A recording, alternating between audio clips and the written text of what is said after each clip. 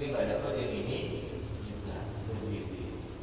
Nggak dapat yang ini juga. Itu dalam Irsyadul Ibad saya pernah baca, ada orang memang istiqomah selama 40 tahun melaksanakan sholat jamaah. Satu waktu dia nggak sholat jamaah asar karena bukan karena sesuatu apa, tapi ibunya meninggal, lagi sibuk ngurusin ibunya yang mandikan, begitu, yang mengkafani dan lain-lain, repot ngurusin ibunya yang sedang meninggal dunia. Akhirnya asar ada jamaah tuh gitu. Kita asar ada jamaah, dia sholat sampai 25 kali. Kecapean dia bermimpi, dalam kitab itu di Irsyadul Ibad, kecapean dia bermimpi, dia bilang, kamu walaupun sholat, ada suara tanpa sosok dalam mimpinya, dikatakan dalam kitab itu, kamu walaupun sholat 25 kali, tapi kamu gak dapat aminnya malaikat.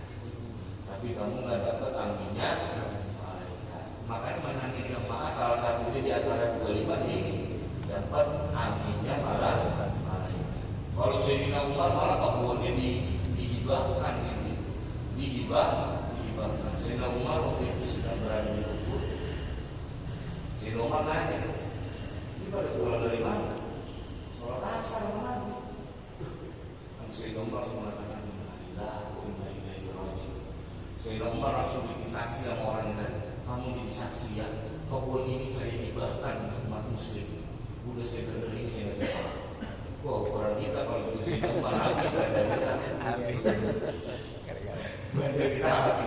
Dulu kita baca sholat, ya mau dah lagi. Kita asal dan jemaah lagi, malah ya. Kok kalau bulan kita habis bulan habis. Sudah Umar benar-benar seperti ini. Terus ini kebuan kamu jadi saksi. Saya hibahkan buat kaum muslimin. Sebab kabut lalai dia ya. Sebab gara-gara ada jamaah beramalah dengan bagian amin dia. Karena kan menangnya jamaah yang selain 25 juga ini kan aminnya malaikat.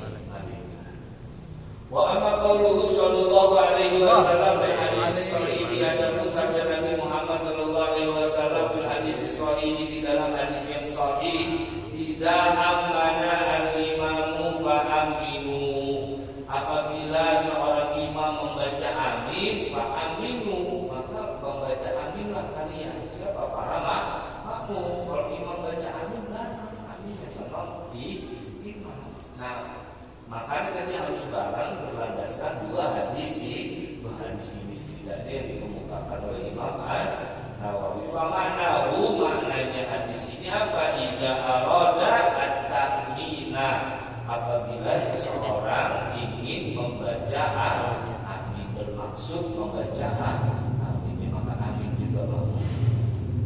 Qala ashabuna, berkata siapa ashabu Syafi'i, walaysa, dan tidak ada fi sholati, di dalam sholat, mawdi'un, adapun tempat yustahabu yang disunnahkan ayat tarina bersamaan qaulul makmumi, apa perkataan makmum, biqaulil imami, dengan perkataan imam, illa fi qaulihi amin, kecuali dalam perkataan amin. Menurut ashabu Syafi'i, di dalam sholat itu tidak ada satupun tempat yang disunahkan untuk bersamaan antara makmum dengan imam, kecuali hanya amin. Selebihnya tidak ada kesunahan untuk berbarengan antara makmum dengan imam, kecuali hanya amin. Wa amma fil aqwalil baqiyati, adapun di dalam perkataan-perkataan yang lain di dalam salat, fa yata'akharu qaulul makmumi, maka melambat qaulul makmumi, apa perkataannya makmum. Tarawih kan cepat nih. Dan kita kalau bisa baca Fatihah sesudah Fatihahnya imam enggak akan ngejar. Maka bagaimana boleh baca Fatihah pada saat imam membaca Fatihah, asal dalam kondisi bacaannya lebih lambat daripada bacaan imam. Misalkan imam baru sampai ayat ketiga, ya kita berarti baru ayat 1, begitu, maksudnya lambat. Lebih lambat kita dari imam. Jangan sampai imam Malik yaumiddin, kita dalam hati kita mengucapkan sudah iya karena dua iya karena sekali, kan tidak melambat, lebih dulu dari imam.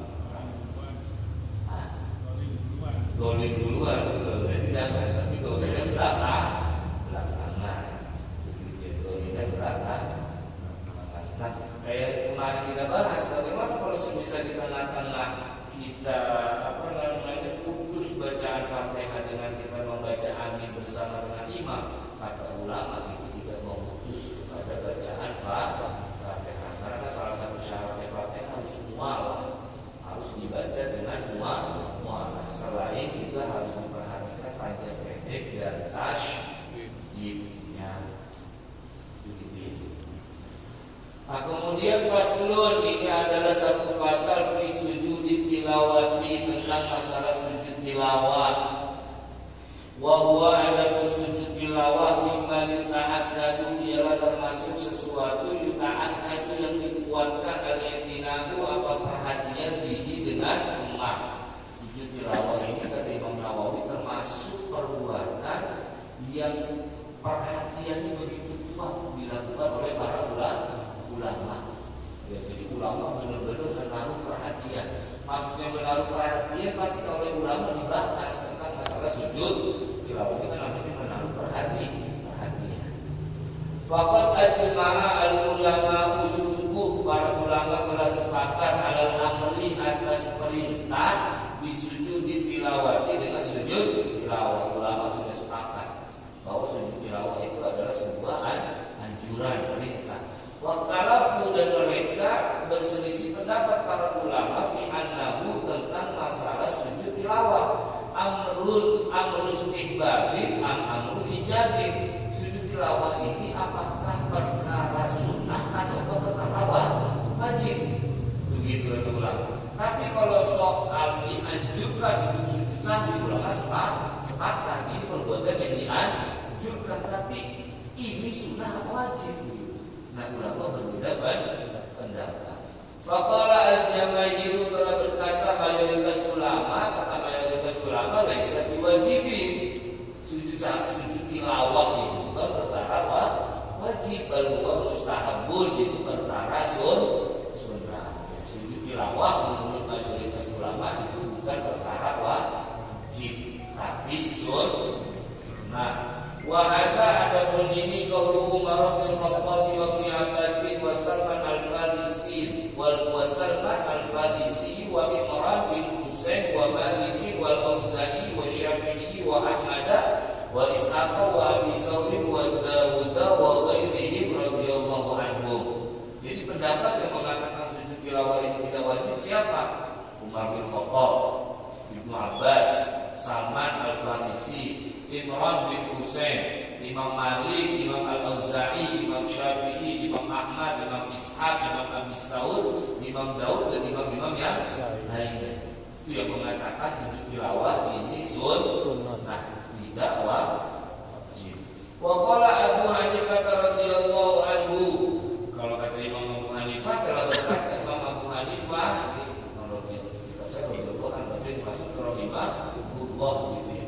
Wa adapun sujud tilawah kata Imam Abu Hanifah wajibun, ialah wajib. Kata Imam Abu Hanifah wajib sujud tilawah kata Imam Abu Hanifah. Wahtajja, dan berargumentasi siapa Imam Abu Hanifah biqaulillahi ta'ala, dengan firman Allah Ta'ala, fama lahum la yu'minun wa idza quri'a 'alaihimul qur'anu la yasjudun. Nada sadarnya ini katanya, fama lahum la yu'minun, mengapa mereka tidak mau beriman, wa idza quri'a 'alaihimul qur'anu la yasjudun, apabila dibacakan Al-Qur'an 'alaihim atas mereka la yasjudun, mereka tidak mau sujud. Nah, karena ada firman Allah seperti ini, mereka yang tidak mau beriman ketika dibacakan Al-Quran mereka tidak mau sujud, maka pada Imam Abu Hanifah, kalau begitu sujud tilawah wajib. Wajib itu berdasarkan ayat di Iqra, Ustaz, di surat Iqra itu di akhir ayat wasjud waqtar. Sujud tilawah. Iya, tilawah. Itu langsung sujud. Kalau kita main ini Ustaz gimana? Sunnah, ikut pendapat yang pertama. Kalau Imam Abu Hanifah ya wajib ikut yang sunnah. Wahtajja, dan juga telah berargumentasi al-jumhur mayoritas ulama bima dengan sesuatu sohah yang telah sahih apa Umar bin Khattab, dari Sayyidina Umar bin Khattab radhiyallahu anhu, mudah-mudahan Allah meridhoinya, annahu, bahwa sesungguhnya Sayyidina Umar qara'a, Sayyidina Umar membaca yaumul jumu'ati, pada hari Jumat, alal mimbar, di atas mimbar. Sayyidina Umar membaca surat An-Nahl, pada surah An-Nahl, hatta idza jaa, sehingga apabila sampai Sayyidina Umar as-sajdah kepada ayat sajdah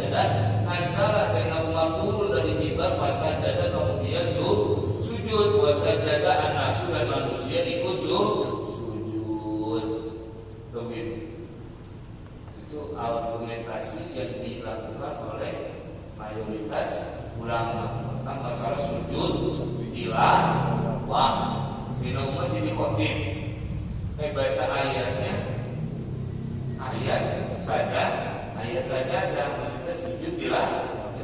Sayyidina Umar turun dari mimbarnya, kemudian sujud tilawah. Yang lain manusia jamaah sholat Jumat itu juga ikut sujud. Hatta idzakan dari Jumat al-qabilah, sehingga apabila ada Jumat al-qabilah yang mendatang, qara'a biha, membaca Sayyidina Umar biha dengan ayat sajadah. Hatta idza jaa, sehingga apabila sampai Sayyidina Umar as-sajadah kepada ayat sajadah, qala, Sayyidina Umar berkata, ya ayyuhan nas, innama namurru bis-sujudi faman sajada faqad asaba. Sayyidina Umar, wahai manusia, inama hanya saja namun kami lewat bisujudi, bertemu dengan ayat tentang sujud tilawah.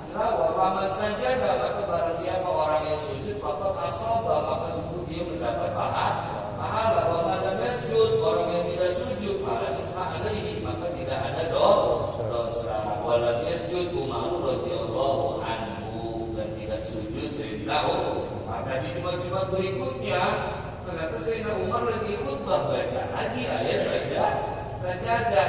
Kemudian dalam khutbahnya Sayyidina Umar katakan, wahai manusia, kami ini diperintahkan, kami ini maksudnya lewat itu membaca ayat sajadah.